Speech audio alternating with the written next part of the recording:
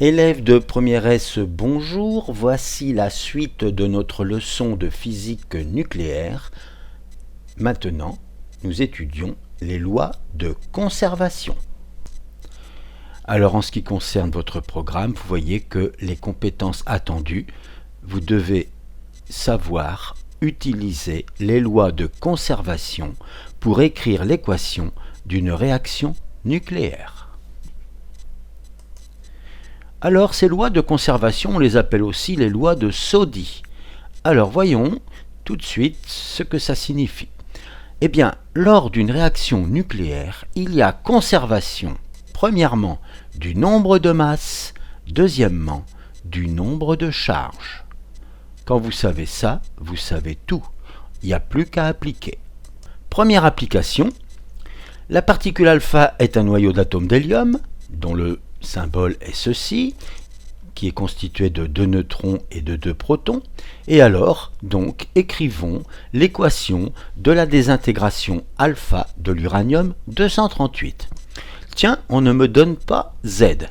C'est très rare, c'est embêtant, mais bon, je vais le chercher, ce Z, dans le tableau périodique et je lis que l'uranium est le 92e élément, donc je connais maintenant Z, et comme par hypothèse l'uranium se désintègre en émettant une particule alpha, eh bien je sais déjà que je vais obtenir la particule alpha plus un noyau fils inconnu que j'écris sous cette forme générale X, A, Z. Donc, comment trouver les trois inconnus A, Z, X? Eh bien, c'est très simple. Par exemple, pour A, je vais écrire la loi de conservation du nombre de masses. Comme j'ai 238 nucléons avant la désintégration, il doit y avoir 238 nucléons après la désintégration. Conservation du nombre de masses. Eh bien, puisqu'il y a déjà 4 nucléons ici, et qu'il y en aura A ici, j'écris que 238, c'est égal à 4 plus A, et j'en déduis que A, c'est 234. Maintenant, je fais la même chose pour Z. J'écris la conservation du nombre de charges. Donc, j'écris tout simplement qu'il y a 92 charges avant la désintégration et il y en aura donc 92 après, sous la forme 2 pour la particule alpha et Z pour le noyau fils. Autrement dit, 92 égale 2 plus Z, Z égale 90. Et enfin, X, eh bien c'est très simple, quel est l'élément dont le numéro atomique Z vaut 90? Je vais lire dans le tableau périodique et je lis que l'élément numéro 90, c'est le thorium, symbole TH. Ben voilà.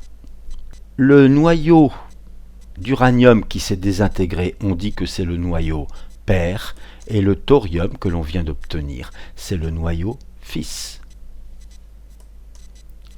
Alors vous voyez que l'uranium s'est transformé en thorium. Eh bien ça, c'est une chose que vous n'aviez jamais vue jusqu'à présent, parce qu'en chimie, ceci n'est pas possible. Vous avez ici un élément qui se transforme en un autre élément. Alors, une petite question, écrire l'équation de la désintégration alpha du radon 222, puis du francium 205. Alors, on y va.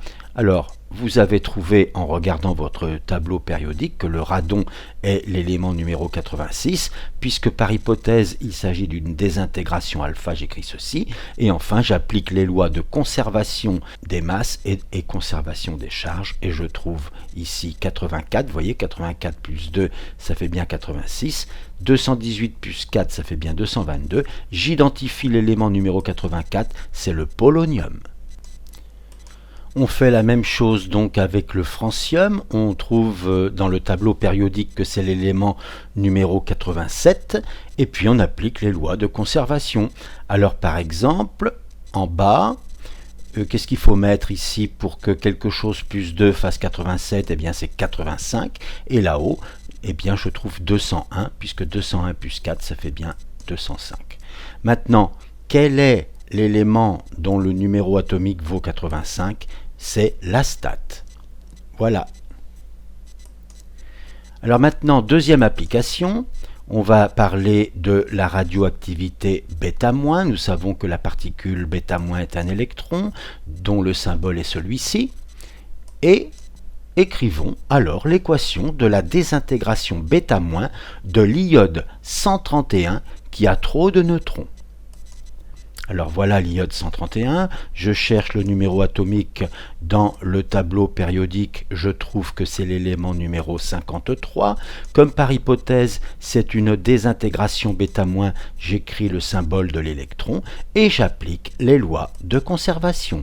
Qu'est-ce qu'il faudra mettre pour A? Eh bien 131, ça doit être égal à 0 plus A, conservation du nombre de masse, donc A c'est 131. Voilà. Alors pour Z, bien, conservation du nombre de charges. Avant la désintégration, nous avons 53 pour le nombre de charges. Il doit rester égal à 53, donc il faut que Z soit égal à 54. 54 moins 1, ça fait bien 53. Quel est l'élément dont le numéro atomique Z est 54, je lis dans le tableau périodique qu'il s'agit du xénon. Voilà. Alors, évidemment, l'iode, c'est le noyau père, le xénon, c'est le noyau fils. L'iode s'est transformé en xénon. Un élément s'est transformé en un autre élément. Alors, question 11.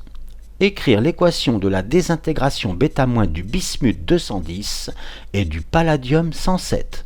Alors, le bismuth 210, je trouve facilement que le bismuth est le 83e élément.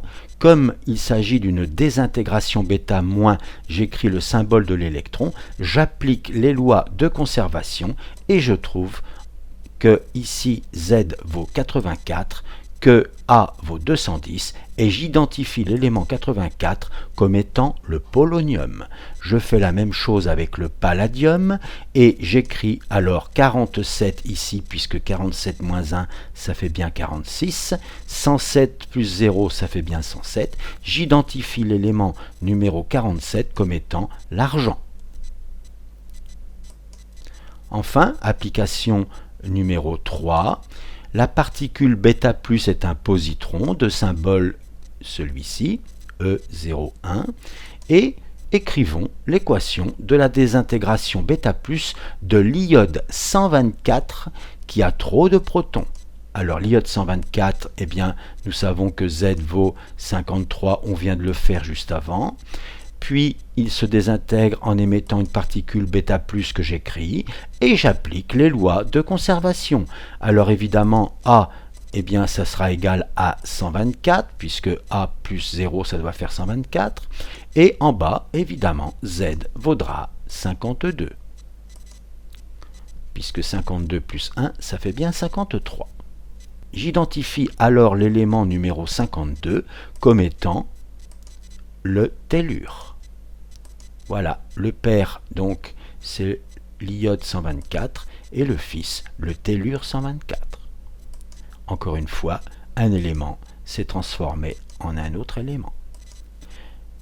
Écrire l'équation de la désintégration β+ de l'antimoine 118. Alors l'antimoine c'est Sb, c'est donc le numéro 51.